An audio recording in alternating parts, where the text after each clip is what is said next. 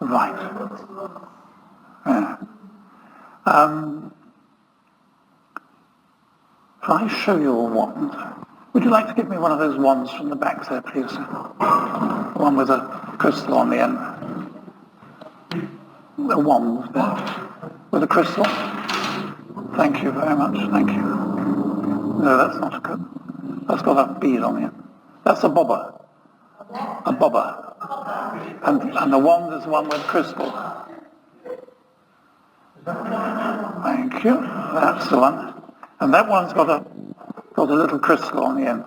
Now a bobber is very useful for finding. Please show me a yes, please show me a no. You see that? Yeah? No? Okay. It's very useful for finding earth energies, measuring the energies of mounds and cumuli and all sorts of wonderful things, because it all alternates and it's all playing across the landscape. But this one has got a crystal in the end. And I came across these. There was a meeting of the dowsing research group up in Snowdonia, and they wanted to do experiments to prove how dowsing worked. And I said to Veronica, I think we better go and see what these guys are up to. Because, as you know, you can't do replicated trials with dowsing because you have to trust your first answer. You can't repeat it. If you do repeat it, you'll end up with a joker. It'll mess you around with your energies. So, and we realized, were doing quite harmless things. They had a pipe, garden hose, and they were turning on the tap and turning it off and getting people to douse and see whether they got a signal to pick up the water or not. And they were ticking it off and collecting numbers and all very normal stuff. Except that Johnny Cunningham, I don't know whether any of you know Johnny Cunningham, he's long dead now, but he was an old Etonian with a monocle, major in the army. And he was a bit of a joker because what he was doing was sitting there and saying water flow when it was switched off. And so he was messing up all the experiments. And Johnny, one of his nicest tricks was improving the quality of the wine. There was a rather showy offy guy in a restaurant, and Johnny was sitting in the corner. And this fellow was going on and on, talking to the wine waiter, and the wine waiter was almost raising his eyes to the heaven. Anyway, he ordered a very nice bottle of Chateau something.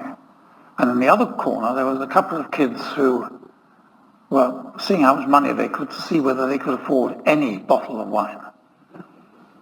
So when the wine was brought out, Johnny pointed at the wine that was given to the kids and said, Chateau Yfet, and just gave a year. So when the kids tasted their wine, they looked very surprised because it was such a good quality. And the other one who'd ordered this very expensive wine, he just said, corked. And the tasted and said, oh, it's corked. So, very naughty. But anyway, that's why we were there. And at the coffee break, my wife and I went out into the gardens, and a short lady, about 5 foot, dressed in leathers with Doc Marten boots, came up, and she had a quiver as for arrows, and she produced this and stuck it under my nose. Would you buy one of these? With a deep voice. And I said, yes, well, what do you use them for? And she said, well, any profit I make, I send to southern India to Father Kempton to find water.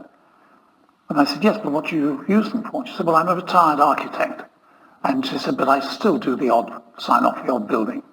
And she said, I can't be hacked climbing ladders anymore, so I just go along checking the brickwork.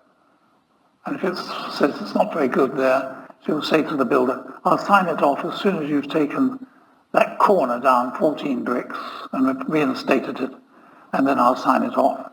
And I said, surely the builder argues. She said, only the first time. And so that seemed to work all right for her. Anyway, I said, well, I don't do much of that. And there's a little book at the back telling you what she uses it for. all used them for, and I've copied them so that anybody who buys a wand can have a copy of those. As she was standing there, the wand started going like this, and it was pointing in the direction of my left knee. And I said, "What's happening?" She said, "Well, it doesn't like your knee." And I said, "Well, two of us, because I couldn't drive. I had this once before. It was like water on the knee, but I cured that by putting it in a healing trough of water in Austria. We were walking on a path, and I saw this, and I said, I'll stick my knee in because I was limping." And the others went on. And after 20 minutes, I was crying because it was so cold. And I put my trousers back on and ran and caught them up. Wonderful. Anyway, so this wand was taken up. I said, "Well, I couldn't drive here." Veronica drove and I navigated. And after a time, it stopped. And I said, "Well, what happens now?" She said, "Try your knee." So I did knee bends and all sorts of things. I said, "Wow, I'll buy 3 of those." And I bought 3, threw them into my briefcase and forgot about them until sometime later. Veronica was doing a workshop in Regent's College. And on a Saturday, I went with her, helped her set up, walked across the park to the Hale Clinic, saw my clients there, and then came back and helped her pack up. And when I came back, she said, "I have a client for you." And there was a very large woman. She looked rather like Jabba the Hutt. She was really a big lady. And I said, "I can see you next Saturday." No, she said, "you don't understand. I'm in agony. I can't walk on my ankle and my foot, it hurts so much." And I said, "Well, what did you do? Did you walk here today?" She said, "Yes." And I said, "You normally drive?" "Yes, but I'm going on a walking holiday in Austria tomorrow." And she said, "I thought I'd better have some practice." I said, "In London streets, not a good idea." "No," she said, "I know that now. What are you going to do about it?" So I said, "Oh, okay." So I opened my case and pulled out one of these and said, "I don't know what's going to happen, but we'll see." And I just held it opposite her foot and it started bouncing around. Okay, and after a time it stopped. Meanwhile, Veronica's workshop had collapsed and they were all standing around wanting to know what's going to happen. And the lady stood up, walked across the room and said, "That's very nice, thank you." And she sent us a postcard from Austria saying, "Foot still okay." So very useful for hips, knees, backs, ankles, tennis elbow, things like that. So I'll just show you one of you. If anybody got a problem with anywhere? Yes? Sorry?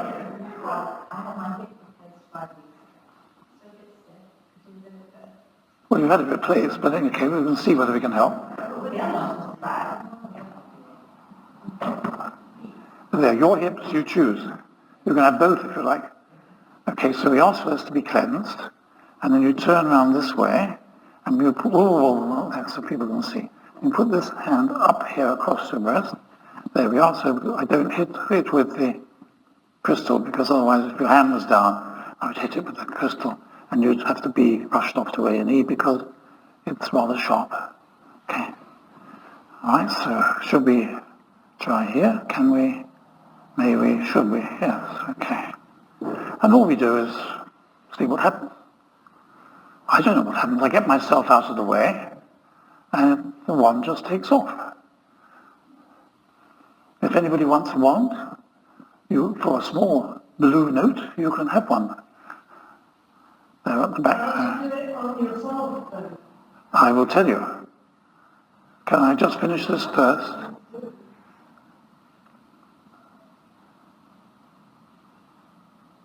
Is that your... That's not the replaced one, is it? Oh, okay. The other way, yeah. A hand up. There we go. It goes plus all over the place and then settles down. And this one may collapse because it's creaking. You hear that? You can ask it to be less vigorous.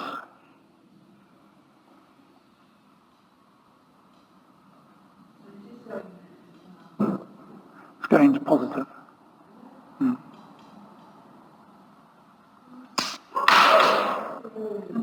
I said it may come to pieces. Can you give me another one?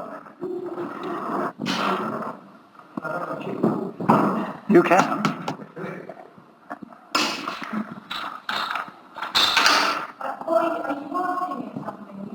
No, I'm just... Yes, I did this thing. I tried to get out of the way. Well, I'm glad one of us does. I don't, so I'm very glad one of us does.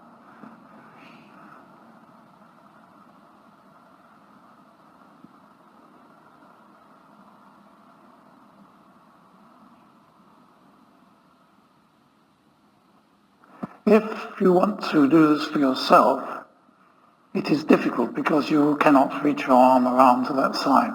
So it's much better to ask another dowser. Even if you get a short one, it's still tricky. The other thing you can do is stand opposite the mirror and do it on the mirror image. It's not quite as effective as directly. The same using a surrogate. You can use somebody else as a surrogate for you. But again, it's not so... I'm just demonstrating. I'm not concerned about whether it's going to work or not, but we can ask you whether it feels any different. Do you feel anything? Yeah, okay. All right. Thank you. Welcome. So there we are. This one has to go back and be redone. So there we are. Okay. Cleanse, please. Cleanse. Ask for it to be cleansed. Cleanse beforehand, cleanse afterwards. This one has a little crystal in the end. You can use it as a bobber. It's not quite so good for healing. That's what I find. Yeah, but this one you can do the same. You can do the same with your pendulum or whatever. But I find this a little bit easier for going out and checking standing stones and things like this. Also because it's safer. Okay.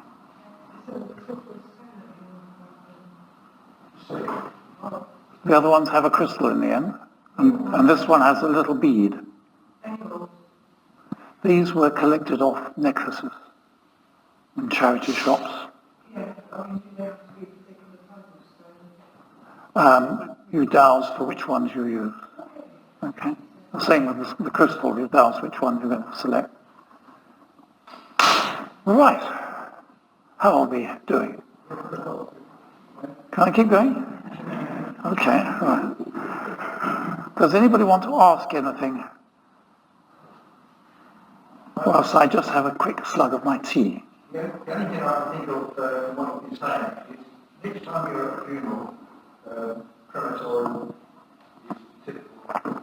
Ask if there are any lost souls in there. You usually try to get answers to or three.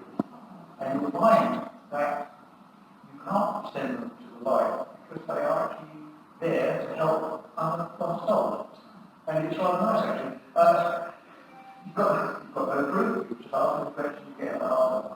And it's something to do when you're at Christmas, in the service, and just making it work.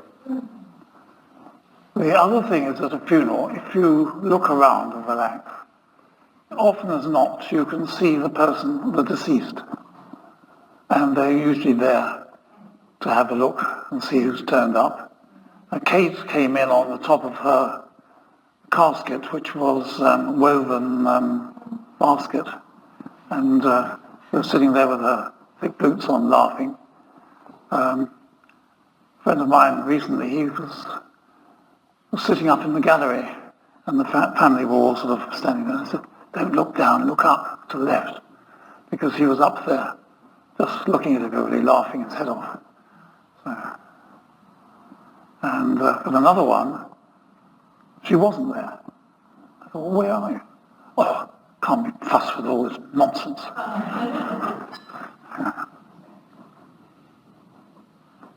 The same deal with the animals, Chris. Sorry? The same deal with the animals. Oh yes. Oh yeah. Quite.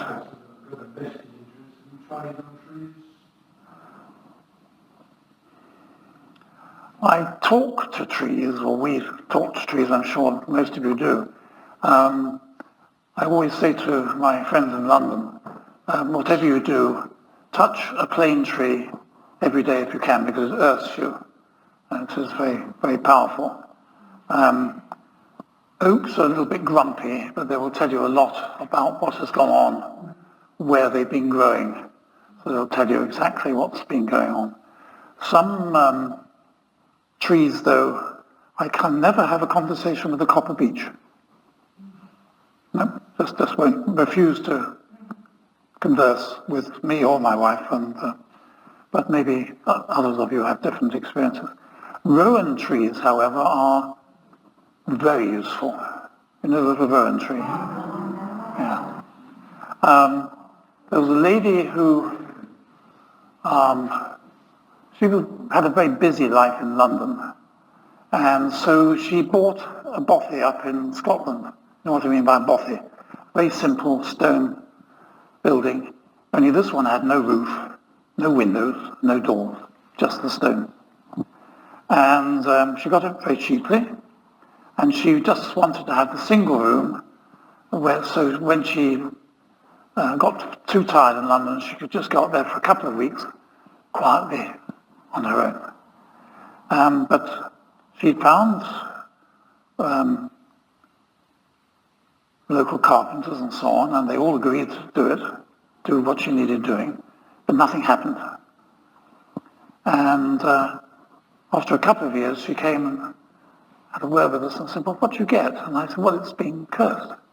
Because when there was the land clearance, when people were removed from the land, there was a big clearance up in Scotland, they wanted to replace crofters with sheep and deer and birds. And so the people who were evicted, they turned around and cursed the place for anybody who wanted to take it over from them. So I said, well, you'll need to clear that. And she said, well, how do we do that? And I said, well, ritual is the servant of intent. So what you do is take a little, half bottle of whiskey will do. And when you get to the place again, you pour a small libation onto where the door opens, where your main door is, and say, I reclaim this property on behalf of those who are dispossessed. And then you go in with some peat and light a fire, and you announce that, well, as long as you're there, the fire will burn. And if anybody wants to come in from the cold and warm themselves by the fire, they're most welcome. And then to go out of there, go round the building clockwise, and I said you will find a rowan tree up to the right of the corner. And she said, there's no tree there. I said, you will find a rowan tree in the corner, because I doubted that there was a rowan tree there. And I said, if you don't find one, never mind, but I think you will find one there. And you go round the rowan tree 7 times, and I got her to sing a little ballad as she went round the tree. I said, that's all you have to do. And she said, well, I don't believe it. And I said, nor do I, but give it a go, see what happens. And she came back, and she said, there was a rowan tree there. She said, as soon as I finished, the next day, the carpenters and everybody turned up.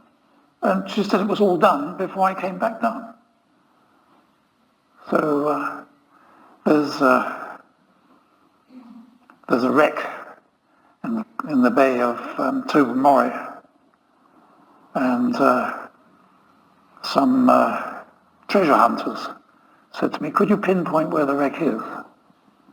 And I said, well, we can have a go. So they came with some charts, and then I said, right. I don't think you're going to find the wreck, and I don't think I am, until we go and have a word with the witches on the headland opposite Tobermory. And I told them what to do, because they had seen the boat sink, and they had put on a protection so nobody would find it. But I don't think they ever did what I told them. So it's still lying there. probably for the balloons or whatever. I should mention something about loss, that which is lost. We can just dowse because we can't find our car key, especially if we remember to dowse when we can't find the car key. But however, sometimes there's a message involved, and we're not going to find the object until we have the message. And all you have to dowse is, if you've lost something, oh, is there a message involved? Yes, no. And if there is, then you find the message. And just to remind you again, is it something on a physical level, emotional level, a psychic level? Is it something to know, something to do, or something to ask? Give you an example. There was a young lady who she became 18, and her mother said, you're 18 now, darling. Now's the time for you to have the family pearls. So the mother gave her the pearl necklace and pearl earrings, which had been her grandmother's. And she'd had them at 18 and passed them on. And the mother was starting a family tradition because she said, and before grandmother, she said, nothing before grandmother. And so she said, you don't have to wear them except at family occasions. You do wear them any time you like, but especially when we have a family get-together, please wear them. So she was very pleased about this, and some months later, mother phoned up and said, we're having a birthday party for so-and-so, and it's a family occasion. Don't forget the pearls. Yes, Mummy, that would be lovely. So she went to her bedroom and looked in the drawer where she kept the little case which had the pearls in, opened it up. There was the necklace, but no earrings. And she was panic-stricken. And she thought, nobody's been in there. Anyway, she asked somebody, and somebody else asked somebody else, and in the end she phoned. And she'd been told to phone, and that was what happened. And I said, well, your earrings are not stolen. They're in the house, but we've got to find the message. And the message was very simple. It was to tell her that her granny was with her. So I said, well, your granny's with you, because we dowsed for going through those items. And she said, that's lovely. And I said, all you've got to do is say, hi, Granny. So she said, hi, Granny. And she said, well, where's the earrings? And I said, well, you're a taster, aren't you? You like chocolate. And she said, yes, but what's that got to do with it? And she said, actually, I do like chocolate very much. My figure reflects it. I said, well, as you go through the house, it's upstairs, your mouth will suddenly fill up with water, as if the saliva, as if you're going to eat some chocolate or something. Look around there. And she said, why are you telling me to do that? And I said, because that's your main dominant sense. You know, we have 5 senses besides the 6th sense, which we've been talking about today. In other words, touching, feeling, seeing, hearing, smelling, and tasting. So, okay. Anyway, she phoned up next day, giggling, said, well, I found the earrings. And I said, where? And she said, well, I was walking down the corridor, and just outside the guest room, my mouth filled up with saliva, and I remembered what you said, so I went into the guest room. But our guest room is completely empty. The wardrobe is empty, so anybody who wants to stay there. I said, well, gosh, that's not like mine. Okay. But she said, on the back of the door was a man's shirt. And she said, I don't know what that was doing there. So she said she took it off and thought, this is very strange. She hadn't had any men staying there. And but as she did that, she was aware there was something in the breast pocket. So she went to see what it was, and there was the earrings.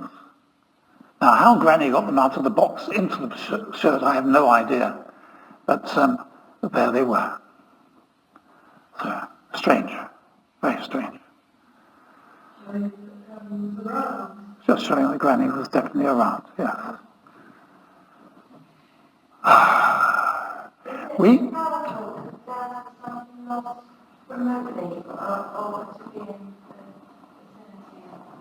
It doesn't matter at all. For instance, this morning I was helping a lady find her a ginger cat, which she'd just been given, and it had escaped and gone out, and she was worried about it.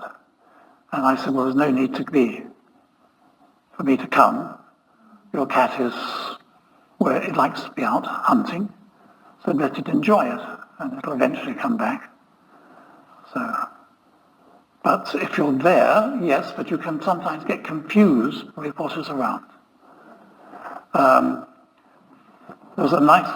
What you said about what's the message, because I was helping friends trying to find 2 dogs this week that went missing on Saturday. But then I found out that the mother of the 2 dogs, which she also owned, went missing 6 months ago, and was found suffocated in the neighbour's composting. And I'm just wondering if she didn't get the message, and obviously it's a terrible, tragic world, so we haven't known what's happened yet, but if you sort of try to work out what the message was, then perhaps it wouldn't happen. Always ask whether the dog or the cat wants to be found, because often these animals don't. And so they might want to join the cat's nightclub, or they've never been let out of the house, so they get an opportunity to go and they go. It can be a new animal moving into the territory, which also cats go and feed in each other's homes. And the owners are not aware that the strange cat is coming in, but the cat that's there may feel threatened and may leave. So you get all these combinations. And the same with people. You don't want to go chasing after something because you've seen it in the headline in the paper. You have to wait until a family member or somebody asks you. Because if you can throw any light on the case, who's going to be number 1 suspect? The person who has this information as if out by magic from somewhere. Do you have a